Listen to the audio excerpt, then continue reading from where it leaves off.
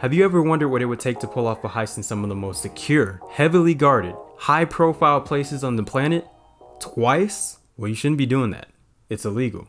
Stop it. But if you're looking to watch an amazing series about that, then allow me to introduce you to La Casa de Papel. Now, for the people out there who aren't familiar with the show, La Casa de Papel, or its English title Money Heist, follows a group of criminals who carry out two extremely ambitious heists while coming to consider each other family in the process. With the second volume of season 5 released, the series has finally brought the stories of the professor, who is the mastermind behind the schemes, his formidable crew, and two of the most grandiose heists in television history to a close. Considering that it had so much to wrap up, its final season was absolutely filled to the brim with content. So much so that some of the elements of the series that weren't in the spotlight could have easily gone overlooked. With that being said, here's a list of 25 things about Money Heist you may have missed. Also, spoilers ahead for all of season 5. If you haven't seen it just yet, save this video for later and come back when you're all caught up. All good? Great. Let's let this heist commence.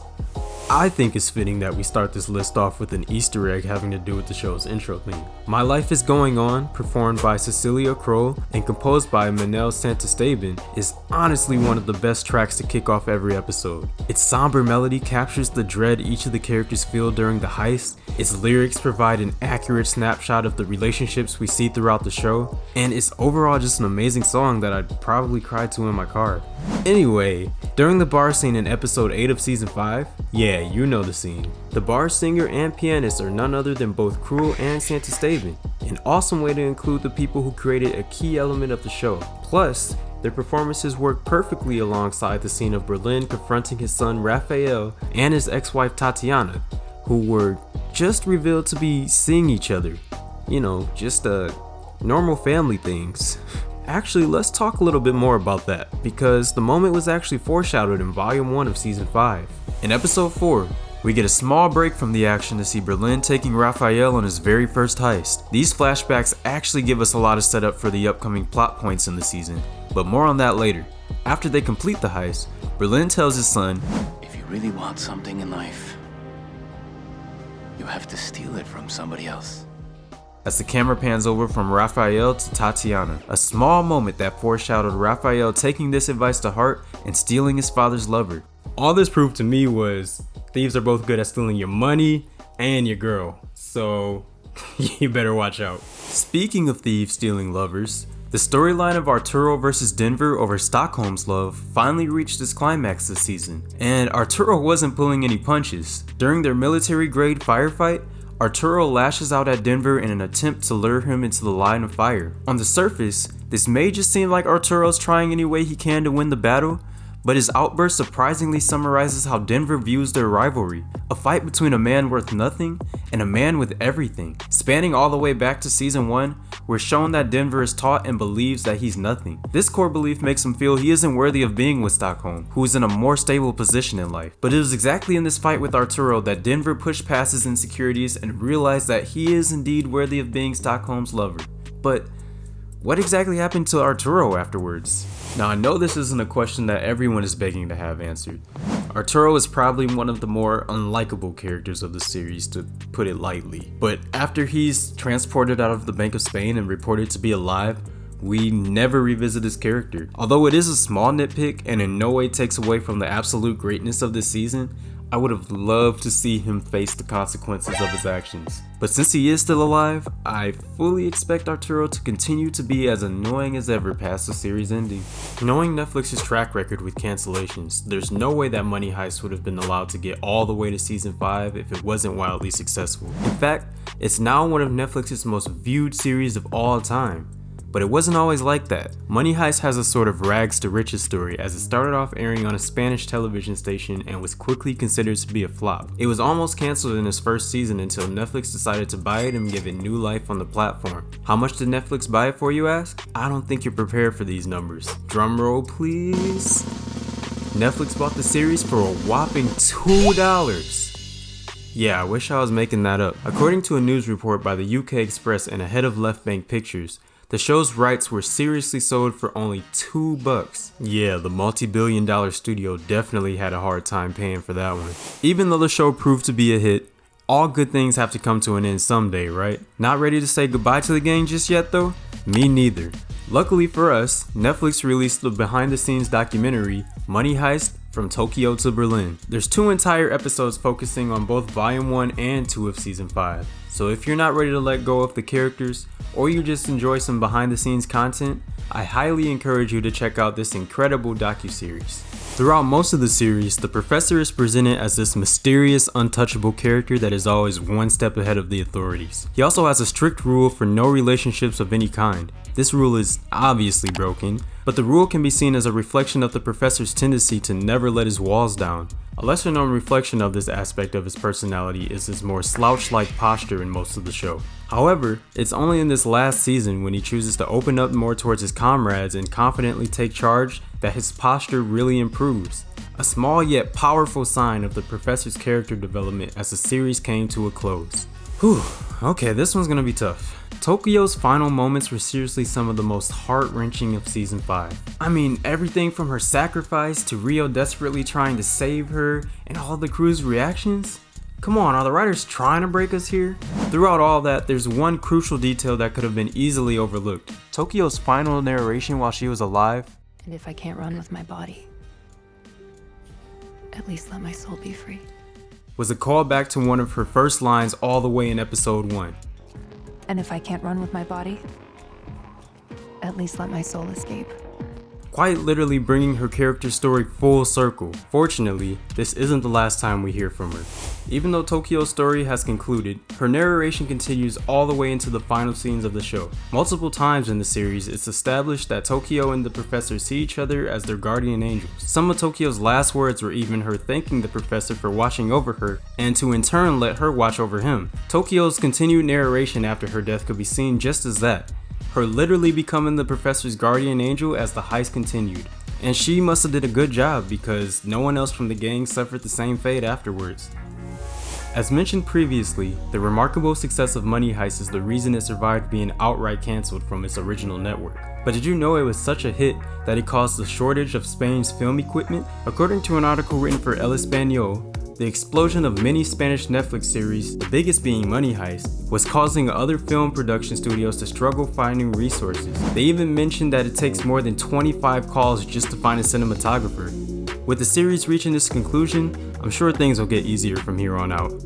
Just kidding. Netflix isn't quite done with the Money Heist universe just yet, because a Berlin prequel series is planned to be coming out in 2023. Those Berlin and Rafael flashbacks could very well serve to be a springboard into what we'll see in the upcoming series. And if it's as popular as its predecessor, then Spain might not be out of the woods just yet regarding that production shortage. Not only did those flashbacks set up the prequel, but they also set up one of the biggest twists of the entire series. A twist that was resolved by a single note the professor wrote to Rafael. But what exactly did the professor write to persuade his nephew? As the show concluded, the exact contents of the note were never revealed. The only clue that were given was Rafael reassuring Tatiana that it was the right decision because it's a matter of family. From there, we can only assume that the note somehow reminded Rafael of Berlin and he wished to honor his father's memory. The trust that formed between the professor and Alicia Sierra was one of the more surprising ones in season 5, with Sierra previously being one of the main antagonists. Of course, it wasn't a smooth transition, but it was signified by the use of none other than the professor's glasses. Initially, Alicia Sierra drops her own glasses while trying to escape, the first sign of her also slowly dropping her guard. She then wears his glasses as she tries to make a deal with Tamayo, foreshadowing her eventual trust in the professor. Finally, she returns the glasses to the professor, allowing him to take charge and leaving her no other option than to literally trust his vision. Of course, we wanted to see Nairobi reunite with her son, but unfortunately, the writers had other plans. But why take her out right before the final season? According to an article published by the Indian Express, the director believed that Nairobi would have a hard time fitting into season 5. He goes on to say that season 5 is the season of direct confrontation, and Nairobi as a character was not made for direct confrontation. Additionally, Nairobi's death served as a way to further inspire the crew to succeed in their mission. Don't get me wrong, I wouldn't mind this amazing show continuing, but the show's creator, Alex Pina, felt that season 5 was the perfect place to end it. In an interview with Pina, he states that it's always better to leave sooner than later, as they made over 2,000 minutes of fiction and felt that they've exhausted the characters' emotional arcs. It's great that they knew when to stop, because if they continued, they could have risked tainting the Money Heist legacy. Hopefully other shows look to it as an example of how to end a series. Yeah, I'm looking at you, SpongeBob SquarePants. Although the creators knew when to bring the original run of the show to a close, we're far from done getting Money Heist content. Along with the Berlin prequel, there's also a Korean adaptation in the works. While we don't know when this version of the series will be released, we recently received an update that revealed the entire main cast for the first season. So get ready for a new way to experience the story and characters you love, because it looks like Money Heist fans are going to continue to get fed well into the foreseeable future. The Money Heist docu-series is filled with tons of fun facts about the creation of the show. One of which that's mentioned is how Alvaro Morte, who plays the professor, prepares himself to get into character. According to the series, in order for Morte to give the best performance of the professor possible, he listened to the jazz track A Night in Tunisia in order to get into the groove of the character. Who knew the professor was into jazz? Morte is also very particular about how he wears his clothes, needing them to be put on in a very specific order to really feel like he's one with the character. Fernando Cayo, the actor who played the military madman Tamayo, also had a lot of preparation to do in order to pull off such an intense role. According to the docu-series, Cayo practiced his character scenes while on the treadmill in order to better retain his lines. He also used images and music that evoked the intense emotions Tamayo expressed throughout the final season. And we know just how heated Tamayo got during those scenes. De Sarajevo. En la Guerra Mundial Berlín ardió cojones y nadie dijo, ese barrio no lo bombardéis, que es muy bonito. So the main event the Berlin flashbacks were leading up to was the big twist. But what if I told you they also served to further flesh out the professor's character? Hear me out. The final episode of the show placed a huge emphasis on the importance of thievery running in the family, dating all the way back to Berlin and the professor's father. It's also the episode where the professor truly accepts that he steals solely for the sake of being a thief. One of the reasons that the professor's acceptance of his own nature doesn't feel like it's being pulled out of nowhere is because it's established all throughout the season that Berlin and Rafael also possess this trait. Thievery really does run in the family.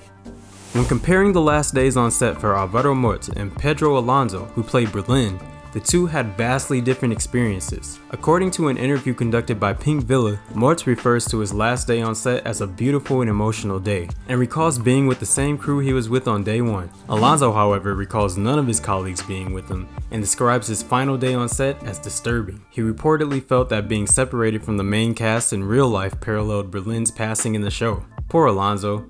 Hopefully he'll get to reunite with some of the cast in the Berlin prequel. Another overlooked reason for Money Heist's success is how good it looks for a TV show, and there are multiple reasons for that. For one, the series mostly chose to use practical effects over CGI when filming its scenes. The docu-series reveals that they took every opportunity that they could to use practical effects, allowing the cast to more accurately respond to the situations around them. Additionally, the show also made use of filming on location, meaning that the cast and crew traveled to specific places as opposed to using a set. One example of this was the oil rig scene in season 5 episode 6, which was filmed at an actual oil rig near the Canary Islands. Because of the production crew's decision to do a lot of on-location filming, there are many recognizable places from the show that are available for you to visit. The city of Madrid even promotes some of those spots on their tourism website. Their website goes into detail about the locations the show used all the way up to season 4, and hopefully will be updated with season 5 soon. So if you're planning a trip to Madrid, and you're a fan of Money Heist, make sure to check out some of the show's iconic spots. The professor's key rule of no relationships was broken in more ways than one. In fact, even though the entire operation was planned with the goal of stealing, most of the characters were also driven by love. Tokyo wanted to save Rio so they could continue to be together, Palermo wanted the heist to succeed for Berlin's sake, the professor saved Lisbon, Manila only wanted to join to spend time with Denver, the entire crew was motivated by their love for Nairobi, and even Arturo came back hoping to win over Stockholm. Season 5 really exposed just how much love motivated our characters, even more so than the money. You know, they should really change the show's name from Money Heist to Heist of Love. Anyone? Just me? Alright, yep, I'll keep that one in the drafts. The red jumpsuits worn by the crew and the hostages are one of the show's signature looks, and like the dolly mask, they've become synonymous with the show itself.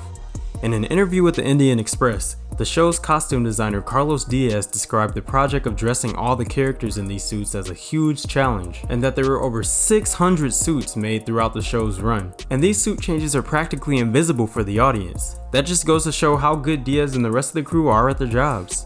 Out of all the themes this show pushed, finding a balance between maturity and embracing your inner child was one of, if not the most emphasized in the final season. The show stresses that the idea of becoming too mature means losing your passions and love for life. Berlin even says this outright during a flashback. No one can take away my enthusiasm, not you, nobody, because only then, only when you're willfully immature, can you achieve great things. Most of the characters' final bout of development is them realizing this and finding a middle ground between maturity and their inner child. One of the show's final messages is not to sacrifice your passions in order to remain secure. Like Tokyo said all the way back in episode 1, And if I can't run with my body, at least let my soul escape. what were some of your favorite moments from the final season of Money Heist? Were you satisfied with this ending? Let us know in the comments below. Thanks for watching. Now if you'll excuse me, I'm gonna go embrace my inner child and take a nap.